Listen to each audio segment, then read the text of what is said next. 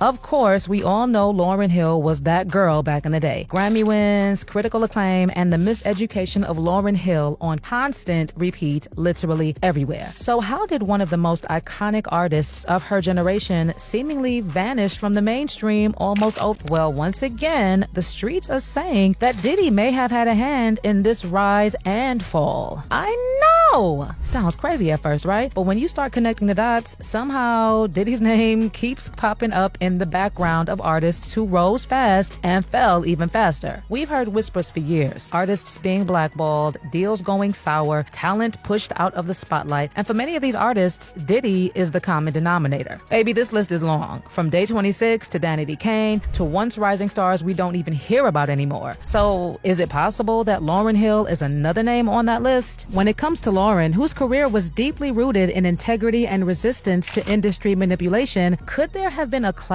behind the scenes? Did her refusal to play the game put her on someone's blacklist? Was it her relationship with Wyclef while he was married? Was it her attitude and offensive comments towards white people? A lawsuit that drained her? A cult leader who pulled her away from everyone and everything? And most importantly, what does MC Lyte know? Because allegedly, she has also been talking behind the scenes about how someone, possibly Diddy, may have contributed to Lauryn being kicked out of the industry. Okay guys, as far as whether there were any interactions directly between Lauryn and Diddy, well, there were actually quite a few. For starters, Lauryn Hill founded the Refugee Project, a nonprofit aimed at supporting at-risk urban youth, and Diddy was among the notable figures who served on its board of trustees. The two of them also headlined the 2023 Roots Picnic in Philadelphia, where Diddy performed with the Roots, while Lauryn Hill celebrated the 25th anniversary of her album, The Miseducation of Lauryn Hill. Other than this, there's really no documentation of Diddy and Lauryn Hill. But now what I'm hearing is that, just like several other artists, Diddy may have been among those who made sure that Lauryn Hill was blacklisted. Well, if this is true, this might be one of the saddest things to come up about this entire Diddy drama. Cause Lauryn was a gem. I mean, I'm talking about someone who knew that she wanted to be a star at a very young age, and at just 13 years old, she decided to take her talents to the Apollo stage in New York City to sing the Jackson 5's Who's Lovin' You. Unfortunately, her nerves got the best of her, and as she struggled to get her act together, she was booed by the audience.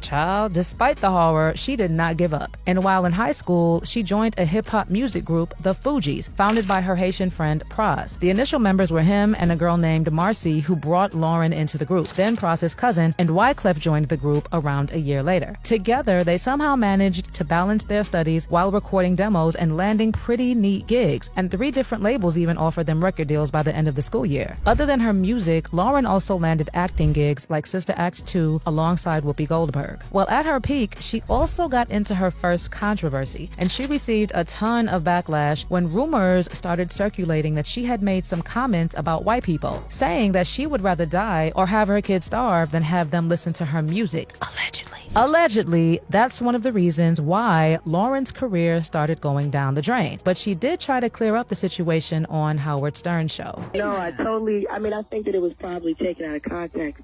What I was saying is that I make my music for young black youth because I'm a young black youth myself, and there's a message in my songs. Yes. And that's for people who look and come from the same areas that I do.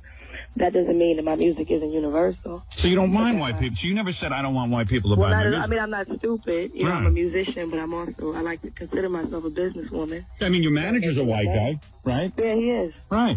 So what was said?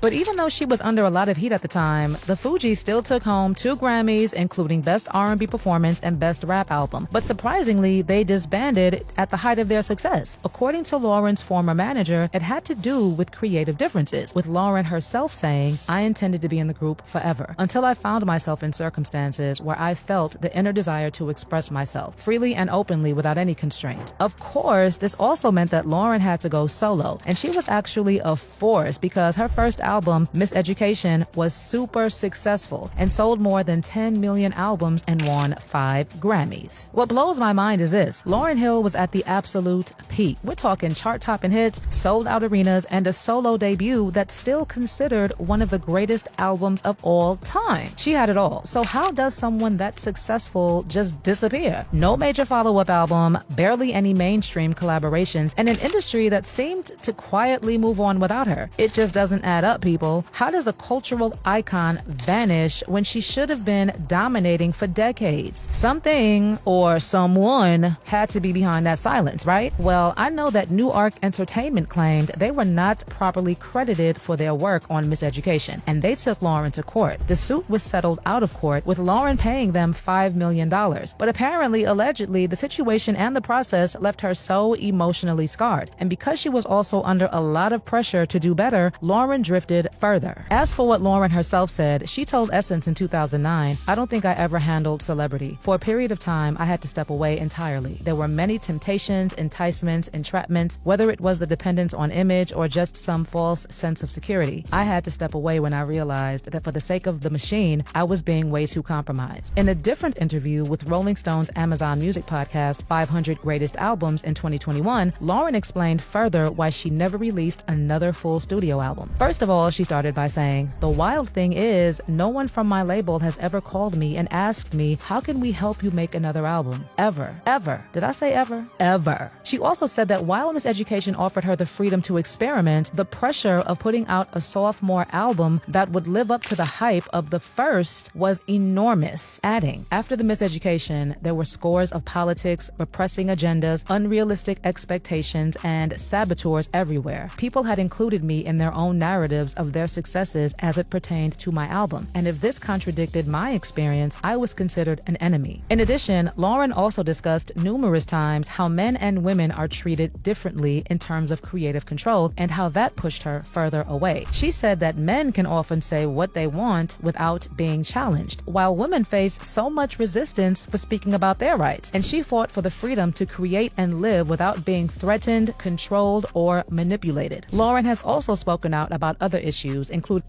sexism, and the hypocrisy of the IRS, and all these things reportedly led to her being blackballed in the industry. Because I think that what I've consciously decided to do is be patient and wait for those instructions again, as opposed to the instructions from the record company. You know, I can't, unfortunately, I can't fulfill their needs. You know, I can't, because it's devoid of all feeling. You know what I mean? I have to make sure that what I create, you know, I never want to condescend. There are a lot of people who condescend to the audience. You know, they just think, oh, they like anything. Just throw a beat on it and put your voice on it. But if it doesn't move me, then I don't think it's worthy enough to put out there and move someone else. You know what I mean? Like it has to be something that is personally, you know, is something that I need personally. That's my barometer for whether or not it's good for the people. Not basically, just like many other artists who tried to fight for their rights, Lauryn was labeled as being difficult, not showing up, or being very late, which she actually was very, very late many, many times, and still expecting to get respect and that full paycheck. She actually got into more trouble when in 2012 she was charged with tax evasion for failing to pay $1.8 million in federal taxes, and in 2013 she served 3 months in prison for it. By that time, Lauryn barely had any music career, and it certainly didn't help that she had also developed a reputation as an unreliable performer who notoriously showed up late to concerts over the years. But if you ask Lauryn, she will tell you that this is what happens to people who don't play by the rules and fight for their musical rights. You know, my concept of successful living is escaping the matrix, as we talked about. You know, it you know, it has very little to do with what people think success is. I actually feel successful right now even though, I don't have an album out or a video or a song on the radio. Now, don't get it twisted. I know Lauryn had her own struggles. The pressure, the media, the battles with the industry, maybe even personal demons and mental health issues. That's all real. But what the streets are saying now, it goes deeper. There's growing talk that Diddy may have had a hand in her sudden disappearance. Not directly, but through the kind of influence that can quietly shut doors, cut ties, and blacklist someone without ever saying a word. And word is, people like MC Lyte have been hinting at this behind the scenes, that Lauryn didn't just walk away. She was pushed by powerful people who didn't like how loud her truth was. Okay, maybe it is a bit of a stretch. Maybe we're connecting dots that aren't really there. But ask yourselves this, does it really sound that far-fetched? In an industry built on image, ego, and control, would it surprise you if someone as powerful as Diddy didn't like what Lauryn stood for and made sure she paid the price? Just think about it. Artists don't vanish at their prime for no reason. And when you start looking at that pattern, who thrives and who mysteriously fades, it kind of makes you wonder, doesn't it? Child, maybe we may need MC Lyte to be clear on whatever it is she knows. But meanwhile, let me know your thoughts on Diddy allegedly being involved in the disappearance